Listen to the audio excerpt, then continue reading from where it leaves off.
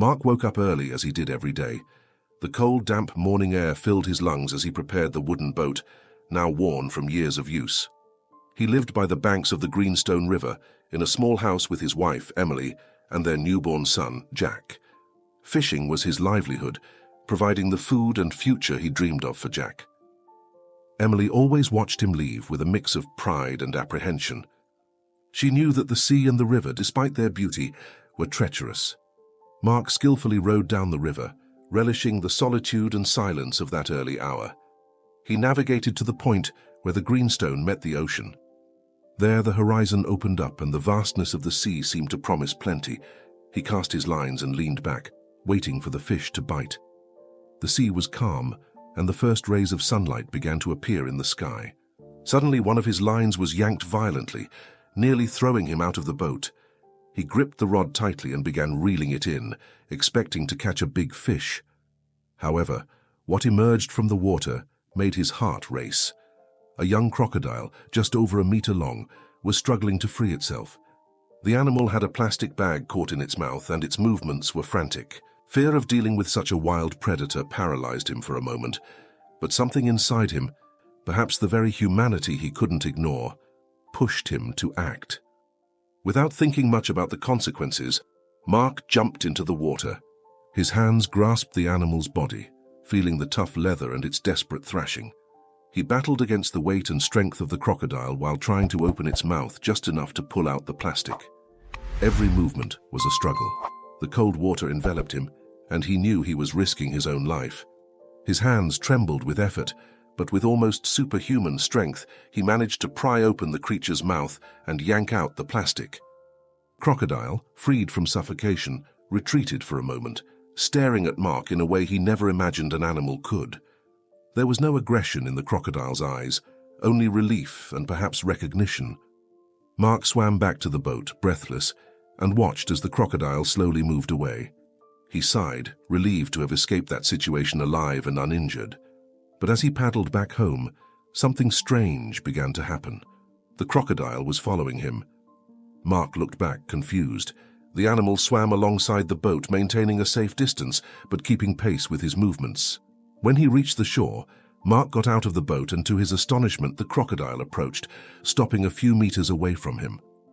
Emily, who was waiting at the door, screamed when she saw the creature. She pulled Jack inside the house, her eyes wide with fear. Mark raised his hands, trying to calm his wife. "It's okay. He won't hurt us," he said, unsure if he believed his own words. The crocodile stood there, as if waiting for something. Mark took one of the fish he had caught and tossed it to the animal, which devoured it quickly. After eating, the crocodile slowly moved away, disappearing into the river's water. Mark watched until there was no sign of the animal. When he entered the house, Emily was still trembling. "Have you lost your mind? That's a crocodile, Mark, a predator, and you fed it like it was a dog." I don't know, Emily. He seemed different. "I think he was just hungry," he tried to explain, but he knew his words made little sense, even to him.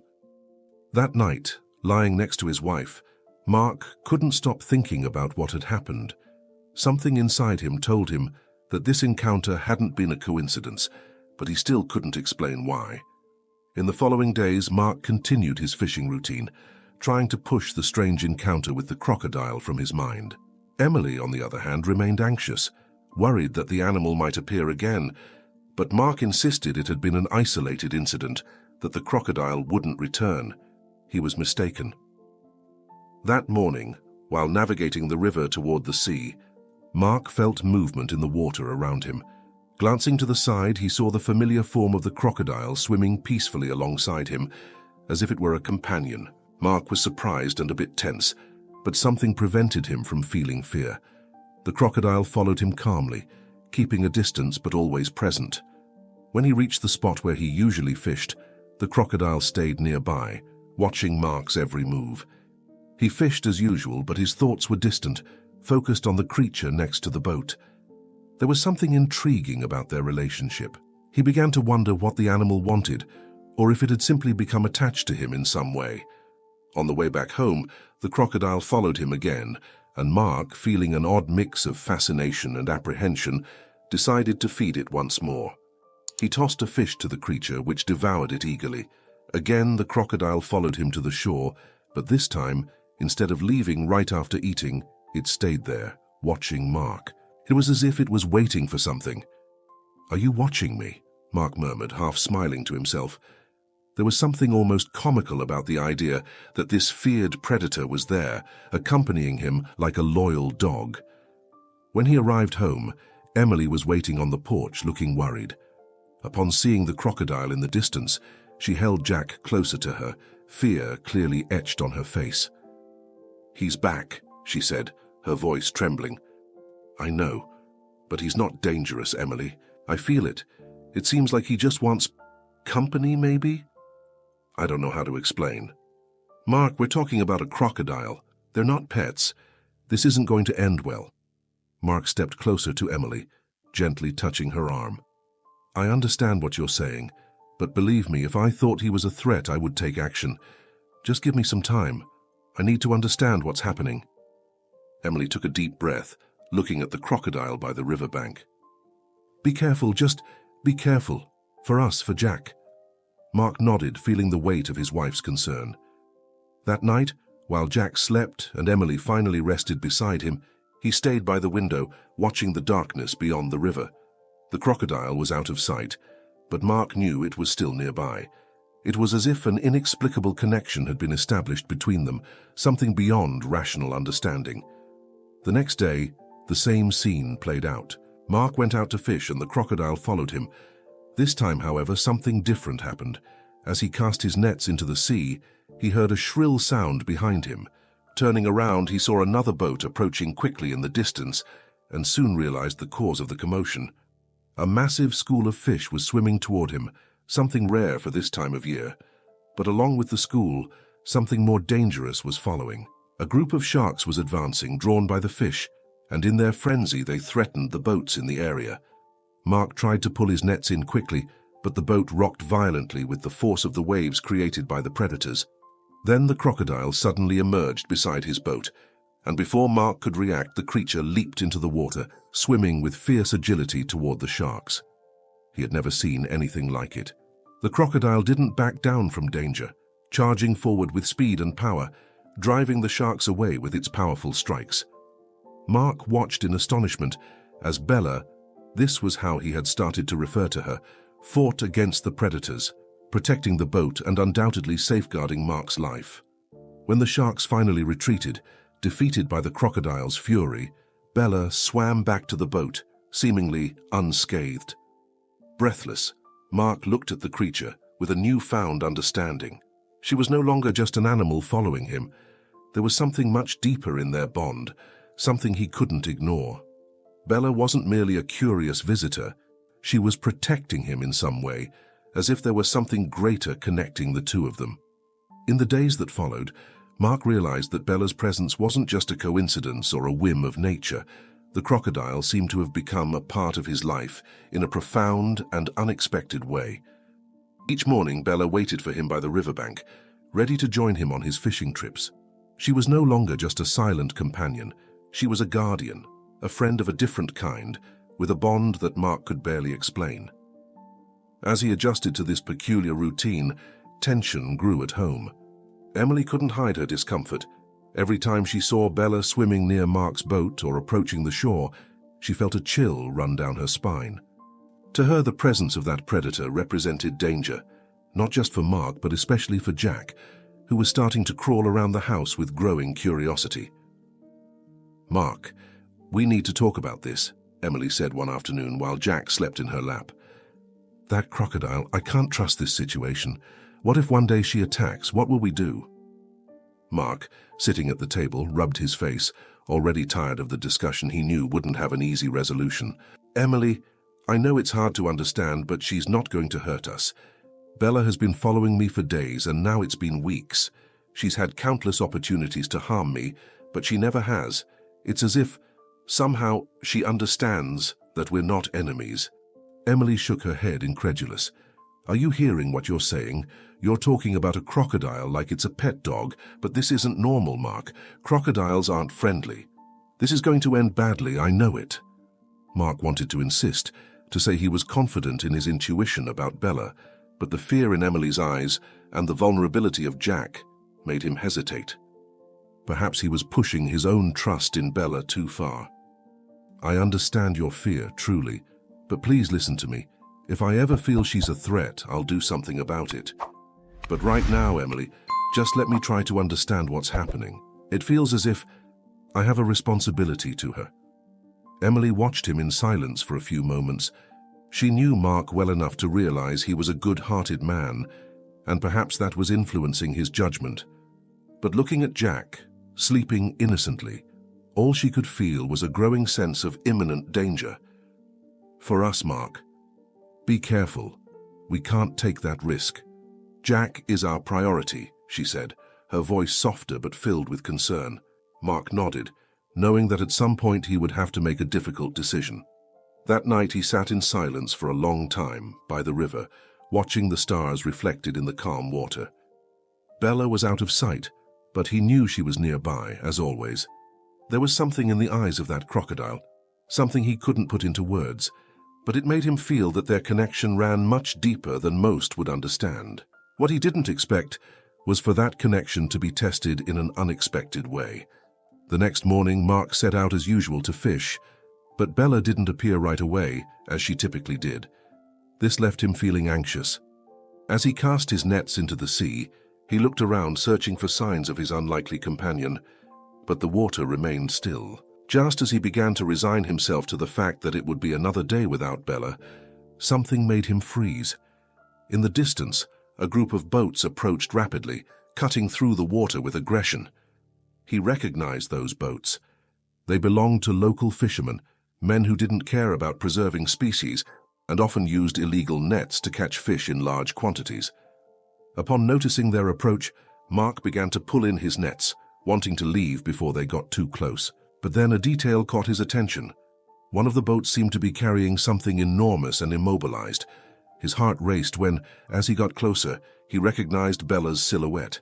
The creature was trapped in an illegal net, unable to move, and the men in the boats were laughing as they bragged about having caught that damned beast that terrorized the river.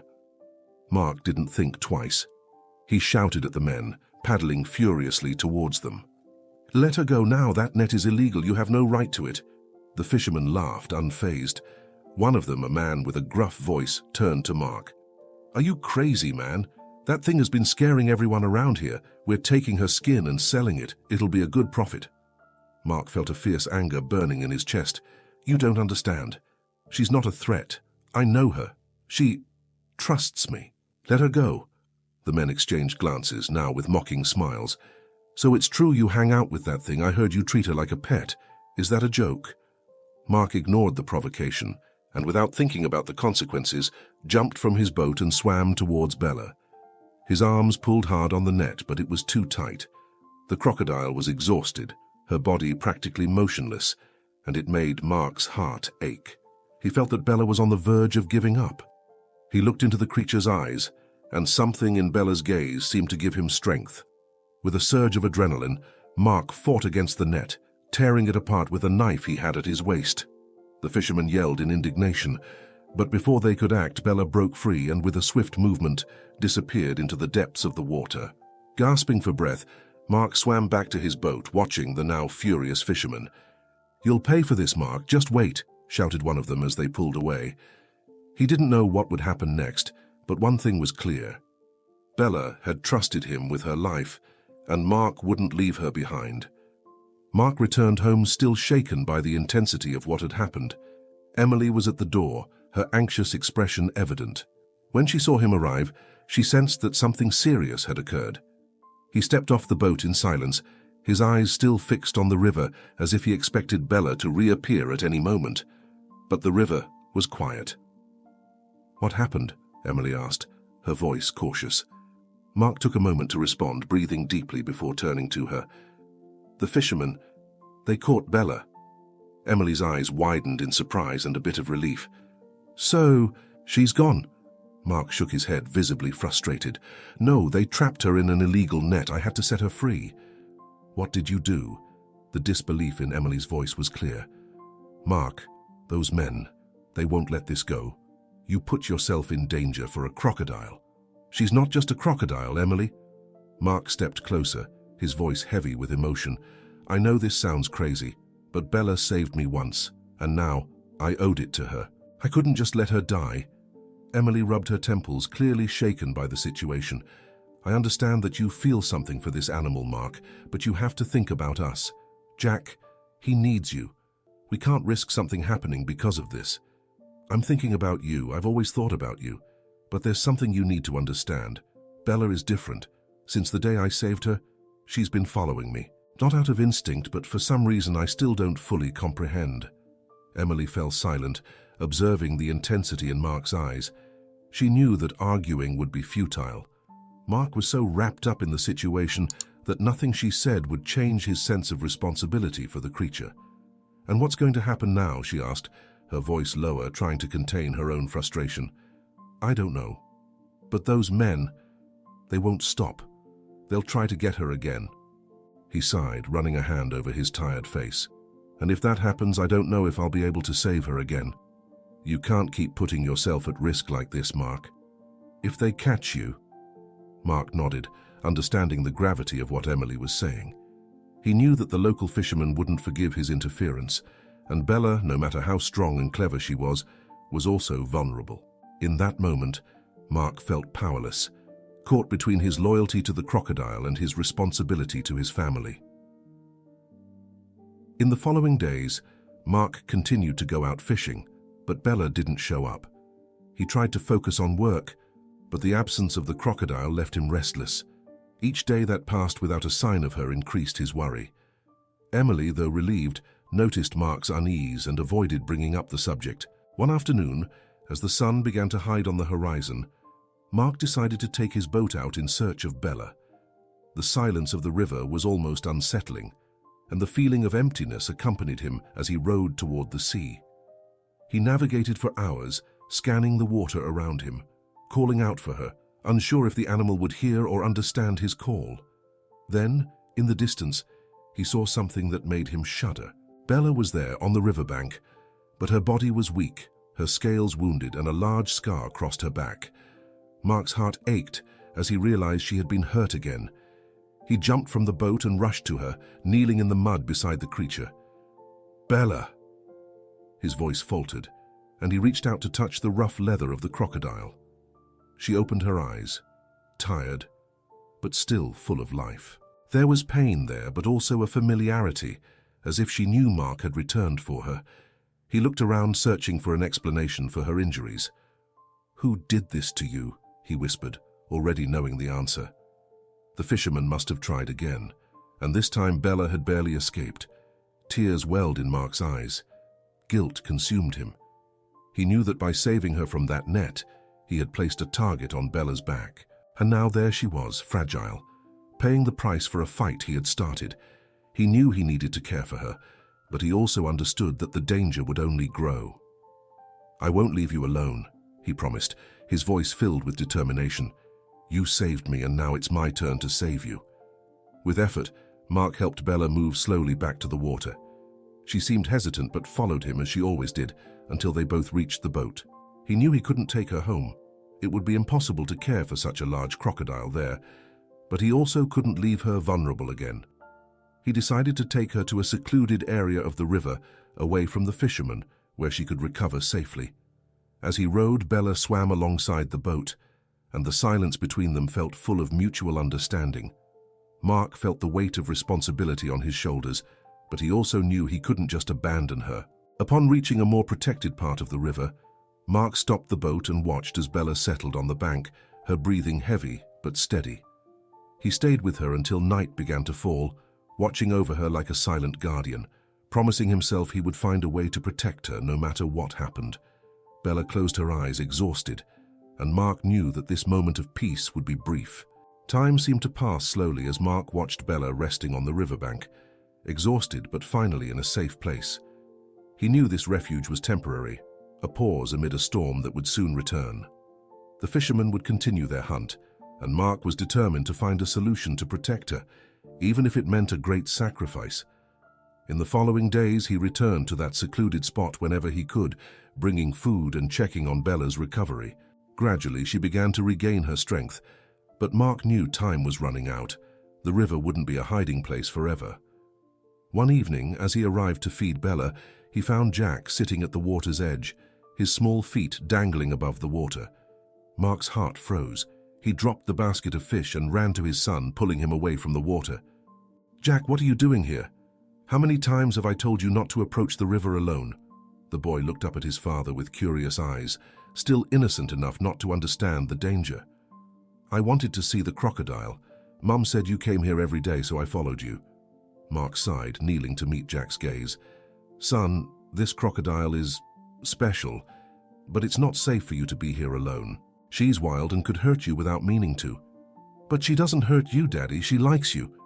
The boy said this so naturally that for a moment, Mark was left speechless. Jack was right in part. There was something about Bella that transcended the typical behavior of a wild animal, a connection he would never fully understand. Before Mark could respond, he heard a noise in the distance, twigs snapping, muffled voices, and the echo of a gunshot. His body froze for a second, then instinct took over and he grabbed Jack, holding him close. "Stay quiet, son, don't make any noise." He ran to a denser area of vegetation, hiding Jack among the trees. "Stay here and don't come out until I return. No matter what happens, do you understand?" Jack's eyes filled with fear, but he nodded. Mark dashed back to the river, his heart racing wildly in his chest. Upon reaching the bank, he saw Bella entering the water, clearly frightened by the noise. He realized at once what was happening. The fisherman had found her again. "Bella, no!" he shouted, but the crocodile had already submerged, swimming swiftly away. Mark scanned the area, searching for signs of the men. It didn't take long to spot them further down, armed, combing the river with flashlights and nets. He knew he couldn't confront them alone. It was too risky, especially with Jack nearby. But he couldn't leave Bella behind. Grabbing the basket of fish he had brought, he rowed to the spot where she usually stayed and tossed the fish into the water, hoping the smell would draw her back. For a few minutes that felt like an eternity. Mark stood there waiting. His eyes swept the horizon, fearing the fisherman would appear at any moment. And then he saw her. Bella emerged slowly, swimming toward him, still wary but calmer upon seeing that it was Mark. He moved closer, trying to keep his voice low. "I need you to trust me now, Bella. We have to get out of here." Bella looked at him, her dark eyes reflecting the fading light in the sky. She seemed to understand. Mark began to row back, guiding her away from that place. His heart was heavy, filled with uncertainty. He didn't know where to go or how to keep her safe, but what he did know was that as long as he was by her side, he wouldn't abandon her. However, before they could get away completely, the sound of an approaching engine shattered the silence. One of the fishermen's boats was heading towards them, and this time it wasn't just for fishing. They wanted more. Mark paddled with all his might, sweat dripping down his forehead, the fear of being captured or worse, of seeing Bella killed growing inside him. He couldn't let that happen, not after everything. The fisherman's boat was getting closer. The men shouted, their faces filled with rage, determined not to let Mark escape this time. "You're going to pay for interfering again, Mark. That crocodile is ours." Mark looked at Bella, now swimming alongside the boat, and something inside him broke. He couldn't save her like this. They were surrounded. It was just a matter of time before the men reached them. But then, something unexpected happened. Bella, who up until that moment seemed to be following Mark's command, suddenly turned and swam toward the fisherman's boat. Mark shouted for her to stop, desperate. "Bella, no, come back!" The crocodile didn't hesitate. With a powerful thrust, she charged at the boat, knocking one of the men into the water with the force of the impact. The others screamed, firing aimlessly as the boat rocked violently. Mark watched, his heart in his throat, torn between fear and hope. Bella wasn't fighting to survive. She was fighting for him. That was the moment he realized the depth of their bond. Bella was sacrificing her own safety, facing danger head-on to ensure that Mark stayed free. Chaos engulfed the river. The fisherman's boat rocked violently as Bella continued to strike against it, her movements swift and precise. Mark, still in his boat, watched helplessly as the crocodile, with all her strength, confronted the armed men. Cries of despair echoed as they tried unsuccessfully to control the vessel and defend themselves against Bella's attacks. Mark knew this wouldn't end well. Bella was putting herself at risk, and he couldn't do anything to stop her. "Bella, please come back," he shouted, but the crocodile seemed to have made a decision. The look of determination in her eyes was clear. She was willing to go to the end. In one final move, Bella launched herself at the boat with all her might, causing it to tip over, throwing the fisherman into the water. The sound of weapons falling and the screams of panic were drowned out by the thunder of the impact. The churning water obscured everything, and for a moment Mark lost sight of Bella. He felt his heart tighten, despair flooding his chest. He couldn't accept the possibility that Bella had vanished. Desperate, he dove into the water, swimming toward the spot where he had last seen her. His mind was a whirlwind, and the memories of the moments he had shared with Bella flashed by uncontrollably. He refused to believe this was the end. With his lungs burning and his arms weary, Mark dove once more, feeling the cold water envelop him. And then he saw her. Bella's body floated, motionless, with visible wounds from her struggle. She was there, but she wasn't responding. Mark pulled the crocodile's body to the surface, driven by pain. He brought her to the shore, his heart breaking at the sight of her no longer fighting. Water dripped from Bella's jaws, and her eyes, which had always expressed so much life, were now dull and lifeless. Mark knelt beside her, tears streaming uncontrollably. "I'm sorry. I'm so sorry," he murmured between sobs, his hand trembling as he stroked Bella's skin. "I failed you. I should have protected you." The weight of Bella's sacrifice crushed him. She had fought for him, for his family, and now she lay there, lifeless. The pain he felt was unlike any other. It wasn't just the loss of an animal. It was the loss of a friend, a companion who had crossed an invisible line between the wild and the human world. As the stars began to appear in the sky, Mark stayed by her side, trying to process the enormity of what had happened. He knew that nothing he did or said would bring Bella back, but what she had done for him would never be forgotten. Some time later, Mark returned to the boat, his body exhausted and his soul drained. He knew he would have to explain everything to Emily and Jack, but the words wouldn't come. All he could think about was the promise he had made to protect Bella, a promise he hadn't been able to keep. When he got home, Jack rushed to him, his eyes anxious. "Daddy, are you okay? Where's Bella?" Mark knelt beside his son, pulling him into a tight embrace. She's gone, Jack." Jack looked at him with innocent confusion. "But she always comes back, right? She'll come back." Mark swallowed hard, struggling against the pain in his throat. "Not this time." Jack looked at his father, tears filling his small eyes. "Why?" Mark had no answer. He hugged his son tighter, feeling his heart ache. "She protected us, Jack, and now she is resting." In the days that followed, the impact of Bella's absence weighed heavily on the family. Emily tried to comfort Mark, but he seemed distant, haunted by the sacrifice Bella had made. Jack, on the other hand, felt the void, but little by little, he began to understand what Bella meant to them. Time passed, and life in the little house by the river continued.